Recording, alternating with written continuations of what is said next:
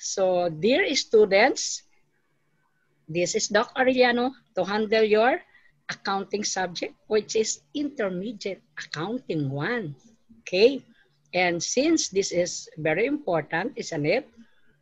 That we have to come up with the definition of your journal, rather financial statements with the different presentation. And here with now is our lesson for spatial accounting journals. So dear students, because you have already your, of course, you have your basic knowledge in accounting, am I right? As BS accountancy students, this will be again a sort of further explanation in terms of spatial accounting journals. Without blinking of an eye, I know for one that you have already the ideas, the knowledge about spatial accounting journals, which are very, very significant in preparing those statements and keeping up the records using the spatial accounting journals. Plenty of times, I have narrated to all accounting students that spatial journal accounting or spatial accounting journals, very important to. Bakit? Sa multinational companies wherein kailangan merong kanya-kanya. So we have 5. In terms of spatial accounting journals, we have 5 classifications, isn't it? One is sales journal, cash receipts journal, cash payments journal, and purchase journal. You can also have the general journal. So when you say sales journal, dear students, one thing is certain to be remembered. This is SJ for short, para hindi nyo na makakalimutan. Ano ba yung sales journal? So you can have a slash abbreviation of SJ. Then when we are talking of cash receipts journal, this can be synonymously been used, interchangeably been used for CRJ. O, di ba? Mas madali pag may mga code kayo. Meaning, throughout your accounting courses, hindi nyo na yun malilimutan. Next is CPJ, which is Cash Payments Journal. And when you say Cash Payments Journal, again, there is an accounting knowledge already being inculcated not only into your mind but within your heart, isn't it? When you say cash payments journal, this can be synonymously been used. Pwede rin sa cash disbursements journal. One way of saying that when we are talking of CPJ, cash payments journal, we are now referring to all outgoing cash disbursements, lahat ng disbursements na isang business operations will be jotted down, will be recorded in our CPJ, which is Cash Payments Journal, okay? And then we have the Purchases Journal. So when you say PJ, all the purchases on account will be entered on this PJ. Why? Pagka cash purchases yan, more or less, saan papasok? Siyempre, yung cash disbursement kasi nag-out ng cash. So, one important thing to remember when we mention PJ, yan yung mga purchases on account. Okay? Aside from what I am saying, you can have it in detail. Detailed explanations coming from our module, from the given slides. Oh, look at that. We have on the other side how to distinguish one from the other. And then here it comes now. After your spatial accounting, journal, you have your subsidiary ledgers. O meron din kayong idea dyan, isn't it? Why? Siyempre, accountancy students. When you heard the term subsidiary ledgers, these are individual ledgers, meaning individual record of each supplier, for example. And then on the other side, the customers. Yan, may kanya-kanyang record, kaya we call it subsidiary ledgers, which are focused on AR and AP ledgers. What is that? Yung accounts receivable ledger at saka accounts payable ledgers. Can you relate, dear students? May naaalala ba kayo sa ating discussion ang different special accounting journals as well as subsidiary ledgers? Way of saying, parang wala tayong karapatang kalimutan yan, di ba? Kasi stock knowledge nyo na yan coming from basic accounting. Now, if you forget them or sometimes na-miss, this is it now. No problem. You can still have this thorough knowledge of our special accounting journals and subsidiary ledgers. Am I clear, dear students? And then here comes another one. Yes, so that we can push through with the other discussions. Credit memorandum and debit memorandum. O di ba? Pagka nagkaroon kayo ng the first thing to enter into your mind, alam nyo na meron kayong instant idea of your CM and DM. Kasi part and parcel, important terminologies yan ng ating accounting. Yung CM at saka DM in case there are. Of course, meron ba idea coming from my accountancy students? Miss David, Miss Micaela? Credit memorandum, ma'am, is a document evidencing or acknowledging the return of merchandise by the buyer. Very good. Yes, that's it. How about Justin? Yeah. Ano po? Si Justin pa, tapos na rin siya ng basic accounting. And during your basic, naku, mapakadalas na maging topic ito. I said, all our subjects, even if it is lower, higher accounting, interrelated yan.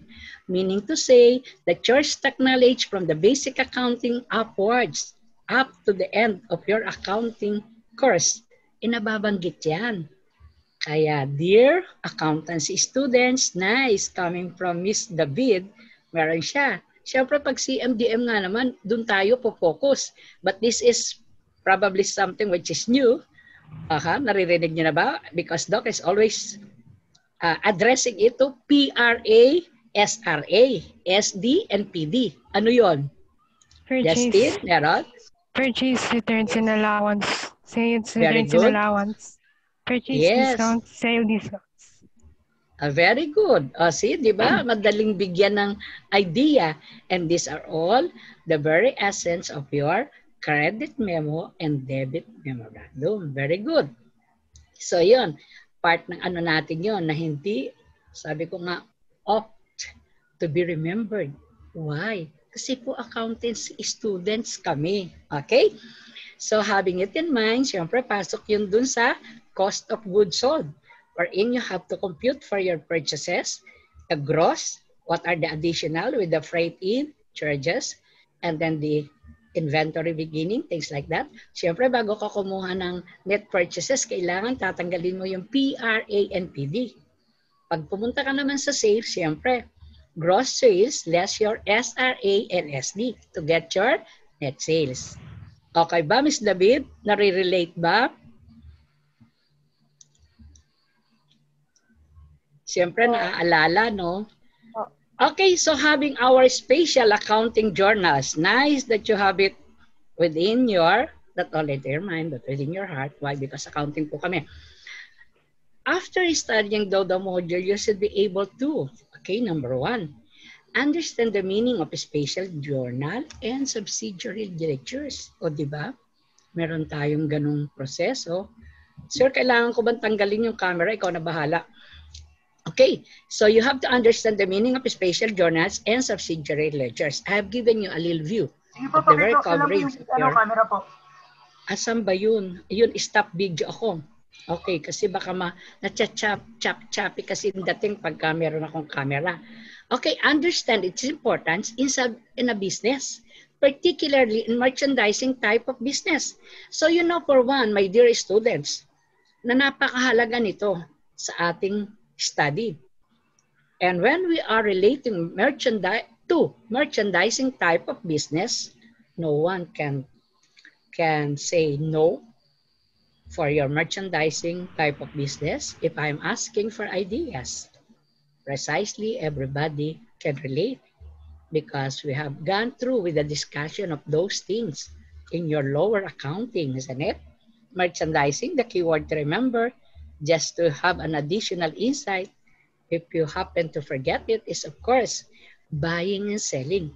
Once you are involved or once you are dealing with businesses, are what?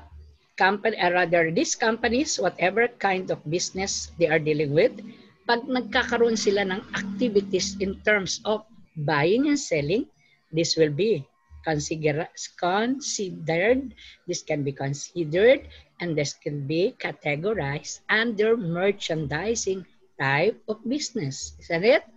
Wherein, when you say merchandising, the very key source, the most important source of income is, what is it? Okay, so possible both of you have it. The major source of income in a merchandising type of business is blank. I normally have it on the quizzes. Every time I have some sort of question and answers. So the answer is, of course, you know it, our merchandising term, which is the so-called sales. Diba? Okay, next, use the different spatial journals and the subsidiary ledgers. Okay, as I've said, especially when you are dealing with multinational companies, napakaraming transaction yan. Voluminous transactions which need to have specified spatial journals, meaning all the purchases and account transactions must be entered in this particular SJ spatial journal. We call it purchases journal. So another accounting staff will be assigned for the task of recording all the transactions regarding sales on account to the sales journal, isn't it? And then, of course, CRJ for all the cash receipts transactions. And then the CPJ for all the outgoing cash of a business establishment. So yun yung mga simple view, and at the same time, hindi na malilimutan what is it all about. Okay? And subsidiary, as I have mentioned recently, ano ba yun? Individual recording. Assuming, for example, meron kang 10 kliyente or 10 customer, wherein you have receivable 1,000 each. So you have to build up subsidiary ledger for each customer 1, customer 2, 3, 4, 5, up to 10. And have to record it. Okay, so next slide is kinds of spatial journals. So to have a review of it, again, to be concrete in terms of what is it all about. An accounting journal that is devised for chronologically recording frequently occurring business transactions. Oh, when I said voluminous, syempre, maramihan yan. Kaya sabi ng ating author, frequently occurring business transaction. Napakadalas dumating at napakarami, lalo na pag malalaking negosyo or malalaking merchandising firms. Say, for example, my company before, Jordan Davis Incorporated, ay napakarami naming transaction from time to time. So talagang isang accounting staff only focus on SJ. One is a focus on PJ. Another one will be focused, things like that. So for 5 spatial journals, 5 silang nakatutok doon because frequently occurring business transactions yan. For a day, 10,000 transactions. So it is a must to prepare spatial journals. Kaya kailangan yung spatial journals. Frequently occurring business transaction. Okay, and these are the spatial journals that we are referring to. Oh, ayan na, binigay na yung mga caption. See? We have SJ for your, given ko yan kanina. So again, This is it. On the other side, you have, of course, sales journal, okay? Also having these different journals, okay? From our slides 4. Kaya I normally say it with 5 special journals. The general journal, all that cannot be entered into this SJ, CRJ, PJ, or CPJ, pasok siya sa general journal.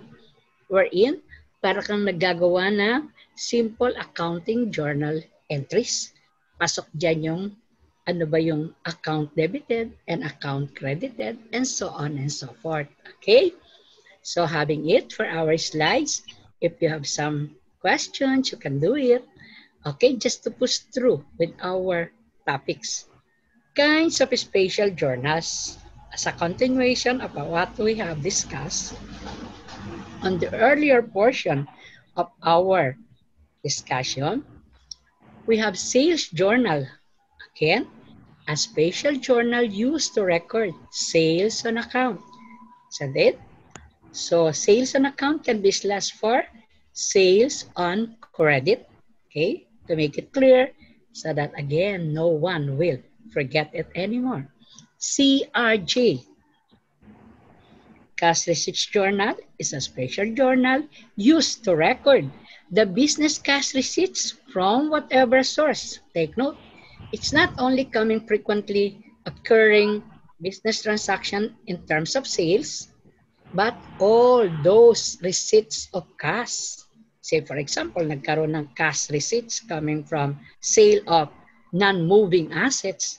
It was decided by the management, by the owner of the company to sell it out. Since you are receiving the cash, again, it should be entered under your CRJ. Claro? Next, purchases journal. Used to record purchases of merchandise inventory, supplies, or any other asset on credit or on account. Okay, take note. So it's not only purchases of, when you say merchandise inventory, you know for one, that we can have merchandise inventory beginning, merchandise inventory at the end, and this is comprised of all the stocks of goods available for sale, which is, of course, very much part and parcel of a financial statement. Isn't it? Supplies. So you are much aware of what do you mean by these supplies. Office supplies, factory supplies, okay? So those are falling under the caption title supplies and any other asset on credit.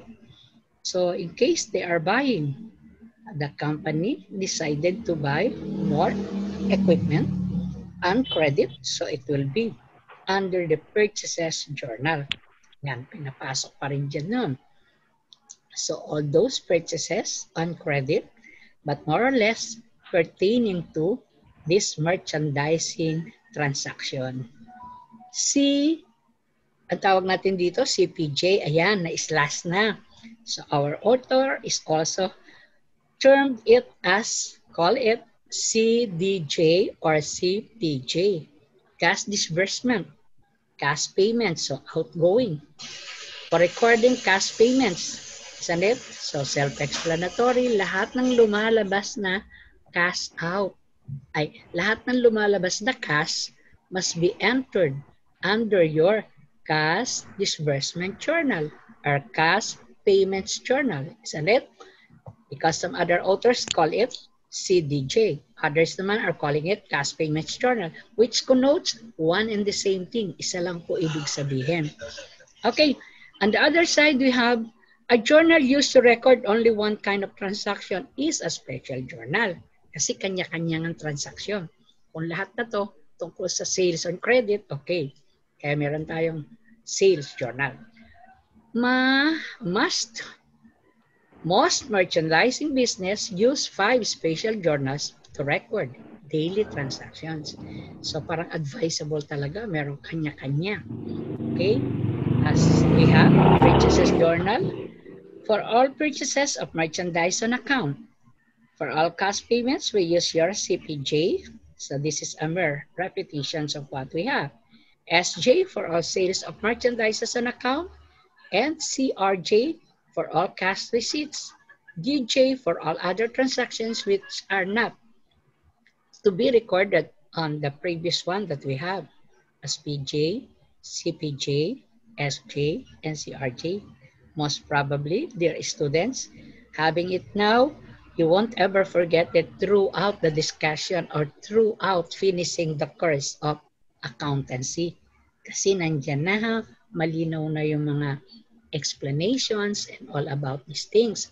Okay, additional knowledge pa rin natin sa kinds of special journals. To have a continuation, this is another additional input para hindi na malilimutan ano ba yung features of sales journal.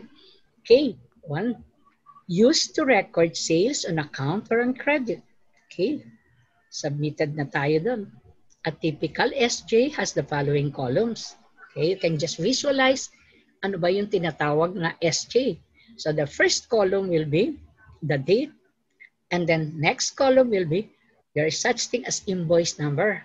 So familiarize kayo when you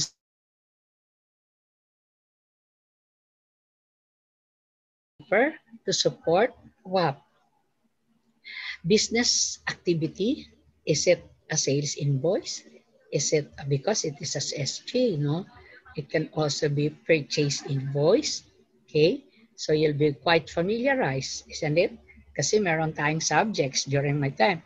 Hinihingan ko sila ng compilation of all the accounting documents for all the students to be familiarized with what are these accounting documents, papers to support business transactions, and part of it, of course, invoices. Accounts debited, names of the customers. O yan, papasok natin dun sa particular column yan. Because you can follow and relate. O diba? Here is the journal paper. So, account name must be written, diba? Sabi sa ating journal entries, rules, guidelines in preparing journal entries. Again, papasok na yung names of the customer. Saan yung binili? Post references, we call it PR. PR column, yun yung maliit na line. After your account names of the customer, merong line, and it can be PR column. Say for instance, references yan. Kung naggagawa kayo ng anong account name ba meron itong ating account name affected. Dito naman sa ating SJ, syempre lalagay mo din kung anong account number yung inilalagay mo dun sa iyo, special journals. As well as accounts receivable. Siyempre, nakadebit na yung names of the customer, so you'll proceed to the debit and credit side. Accounts receivable, and then you have also sales for credit. Okay, accounts receivable, if it is of may nagdo-doorbell that. Okay, so that's it. We have this, yes, sales credit must be credited. And then here comes the cost of goods sold. To debit your inventory column, oops, that may nagdo-doorbell. Of goods sold inventory added to the inventory system in use. Isn't it? When you are preparing it under the perpetual inventory system. Okay, so that's it. You are familiarized, am I right, with our cost of goods sold? Alam na alam niyong gawin yun. I said, meron tayo doon kailangan purchases. So, gross purchases, add your freight in to have your cost of goods available for sale. Less your inventory at the end of the accounting period, physical inventory at the end of the accounting period, and then you'll have your, what? Cost of goods sold. Slash 4, yung cost of goods sold, pwede din natin gamitin yan sa COS, cost of sales. Again, it connotes one and the same thing. CGS, COS, pareho po yun. Okay? So inventory is added when the perpetual inventory is in use. Okay? Yun lang naman ang difference ng inventory at saka the other one is this physical inventory system or periodic inventory system. Yung paggamit ng ating inventory account. Kabila, cost of goods sold. Okay, so next, entries in the sales journal are posted in the accounts receivable, subsidiary ledgers. Ayan. Meaning, mini-maintain mo rin yung iyong SL, subsidiary ledger. And in the general ledger for accounts receivable.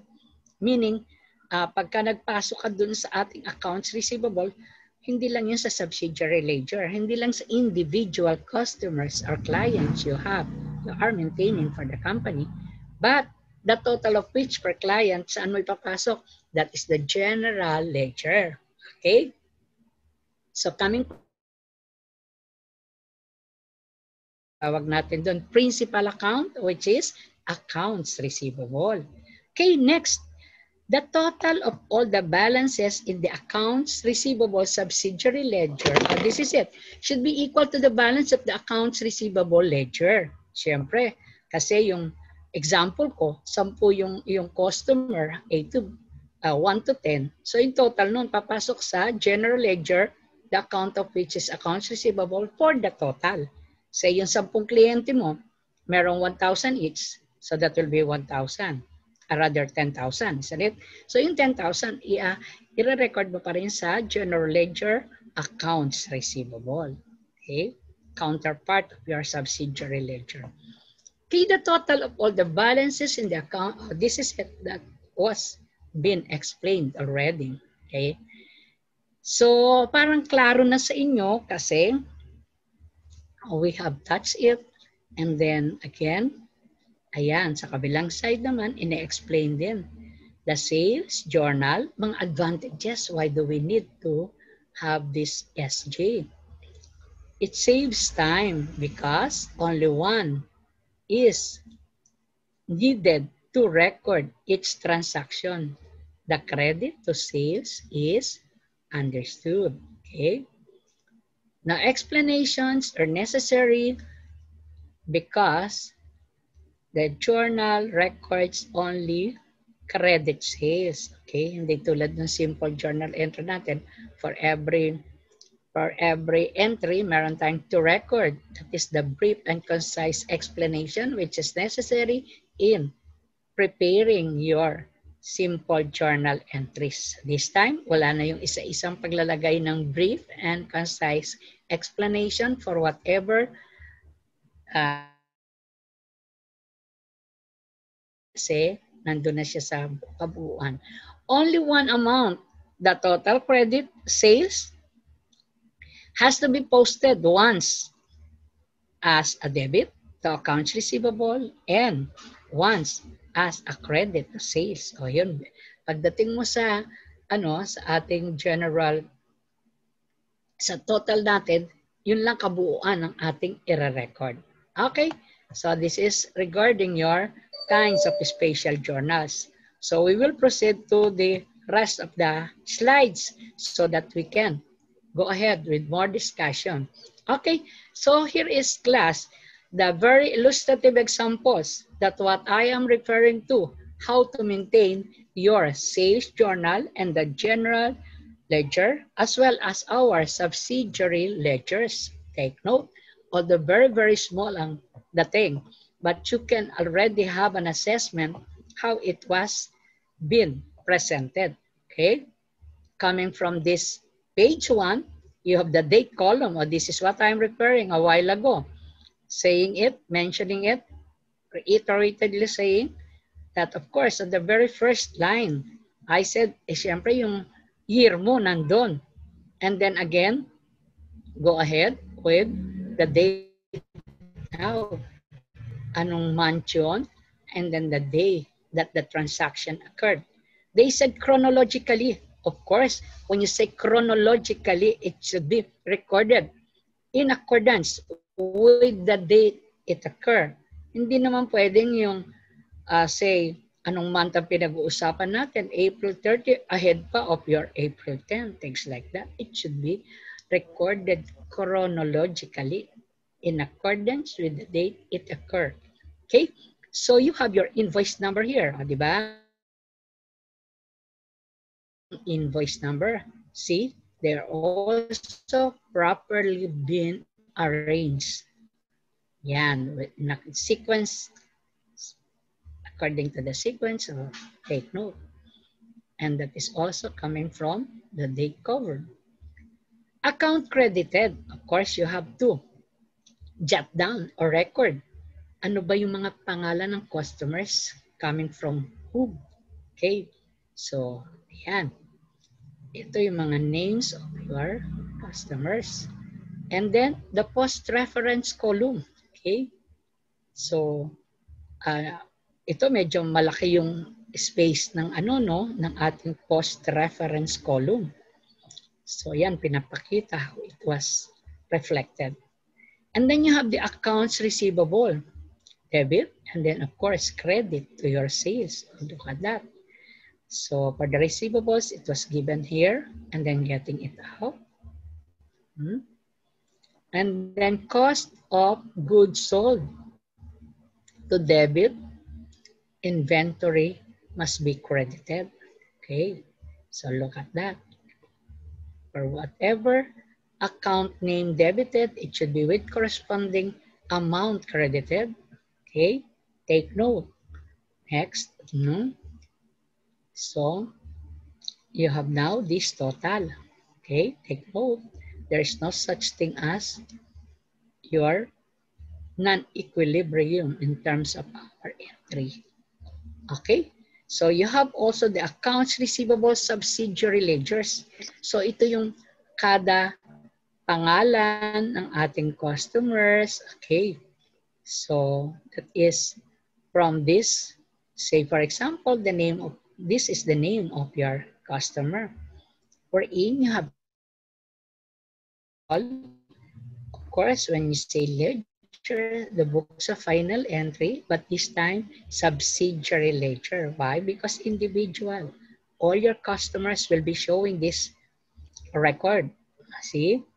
If you have, I said, my example, 10, if ever in the actual practice, 1,000 customer more than, you have also 1,000 subsidiary ledger account for each customer.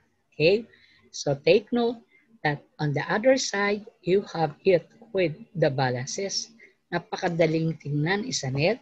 And then at the end of the it will also be recorded to your general ledger. Total na. Say for example, ilan yung customer mo dito, ano yung nag-get mong total. Of course, it is a common knowledge. Alam mo na, accounting tayo, di ba? Madali. Alam mo yung total eh. Ina-add mo siya lahat. So yun. And that will be referring to these balances here. See? To your general journal.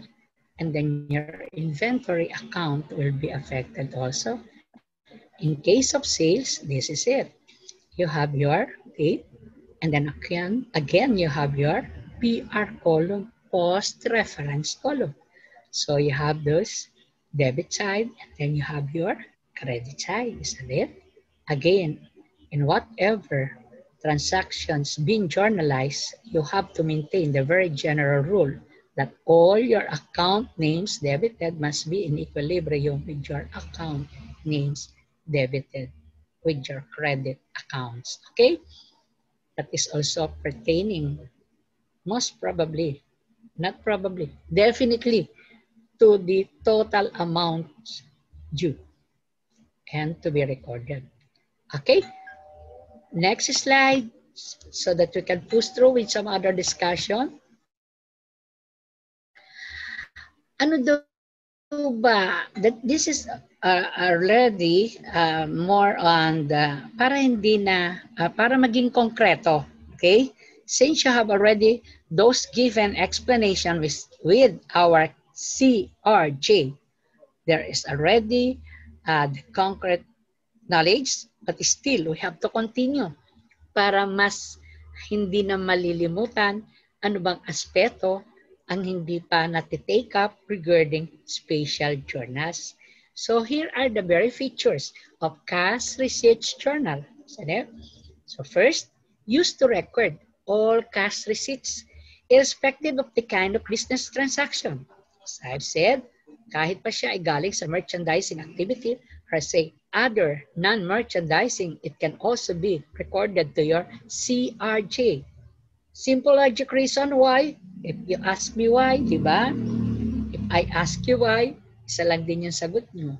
Eh kasi po lahat ng natatanggap na cash to be recorded under your CRJ Spatial Journal. Isn't it? The next in line is entries in the cash receipts journal are posted in the respective AR subsidiary ledger, accounts receivable, subsidiary ledgers, and other credits in the general ledger. Isn't it? So yan na, nabigyan na natin kanina yan ng mga example. So herewith on the other side, you can see already the illustrative example how it was being done in a CPJ. Okay, having the page number of the CPJ with the amount now posted individually to an account. When you say individually to an account, this is referring to the regardless of whatever number of clients you have, that will also be with the corresponding SL, subsidiary ledger, that will be prepared by a bookkeeper, by an accountant of a certain accounting, or rather a certain business organization or business establishment. Okay? So these are more or less kompleto na ba ang inyong kaalaman sa CRJ, Cash Receipts Journal? Without blinking of an eye, even if you are with closed eyes, you can still have an idea when you will be asked, what do you mean by Cash Receipts Journal? Yes, because you have it in detail, plus discussion of doc, plus all that will be read about it. Okay, don't forget, because as you go ahead with your counting subjects, na may mention pa rin yan. Okay, next, sir. After your Cash Receipts Journal, probably susunod natin, yan. Meron pa rin tayong illustration. Okay, just to give you a clearer, ito naman, siguro lalo nang hindi nyo makakalimutan, what do you mean by Cash Receipts Journal? Again, as I have said, the date column, okay, here is, in the paper, I said always have the year jotted down upper, and then the month, then go ahead with whatever date the transaction. So it means to say that on April 5, there is such a transaction wherein you have to debit your cash, okay? And then with the corresponding amount of sales to be credited at 1,000, okay? Kasi na-receive yung cash. There is an increase in your asset, cash, with a corresponding increase in what? Income to, isn't it? Sales. Yung rules of debit and credit that you have during your accounting one. That's what tantamount to saying, Doc Arellano bombarded the students with those saying, magkakarugtong yan. Kailangan may unawa na tayo. Kailangan hindi natin nalilimutan yung mga first basic accounting knowledge kasi applicable po with the ongoing. Kaya magiging easier na at magiging interesting sa inyo, di ba? Okay, another transaction that took place on April 10. We have the cash receipt of 1,500. Of course, on your module, nakalagay yung mga transaction na yan. Before it will be given, andyan na. Bakit tayo nagkaroon ng ganitong ano? It's merely having the illustrative example for you to be well versed with our how you proceeded with the journal entries. But though so simple, isn't it? O yan. Lagay na natin. Meron kang tututo doon. And then, what transpired next is your PPR is referring to yan, post reference.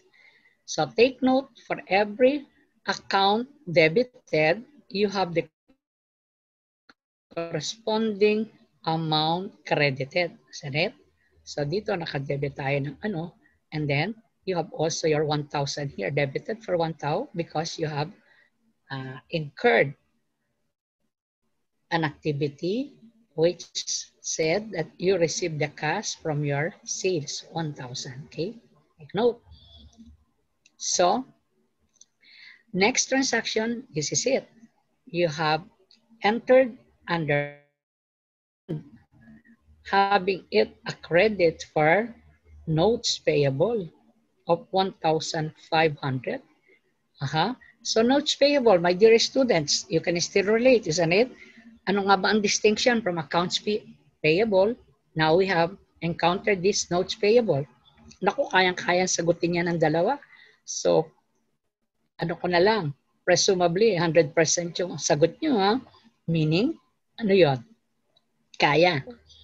Pag notes payable, meron tayong supporting documents which we call, promissory notes. A written document. Very good. Yes, promissory notes yan, a written. Promise to pay a certain sum of money to a definite, to a fixed, rather to a person who is to pay it at a determinable future time. Di ba?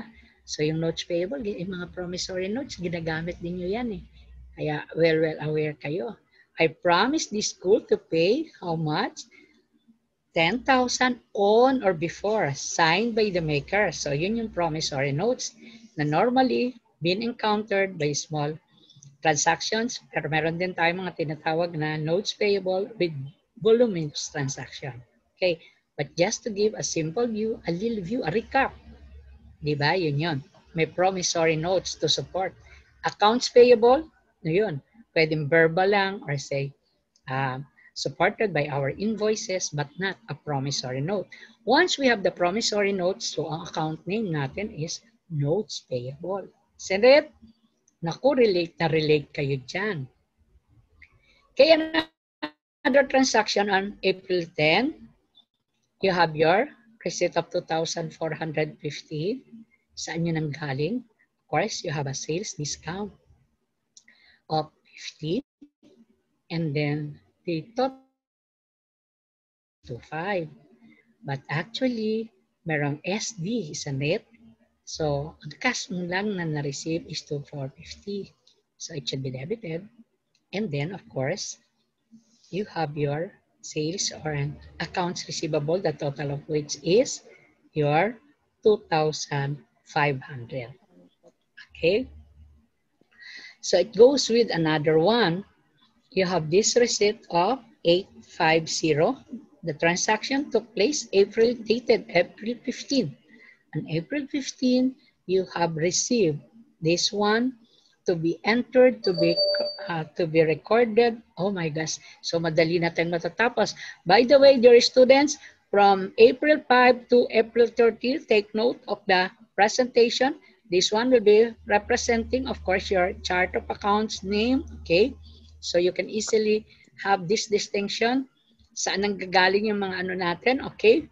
So these are more or less very clear because we are now running out of time, and that's what I'm saying, my dear students, that you keep on reading your modules because I know for one that you can go ahead of it and you can have more knowledge coming from those given explanation. Now, if you have some problems, you just let me know. I say, Professor Marlon will be here for you. All of us as educators of AMA ES will be here to continue on explanation. Okay?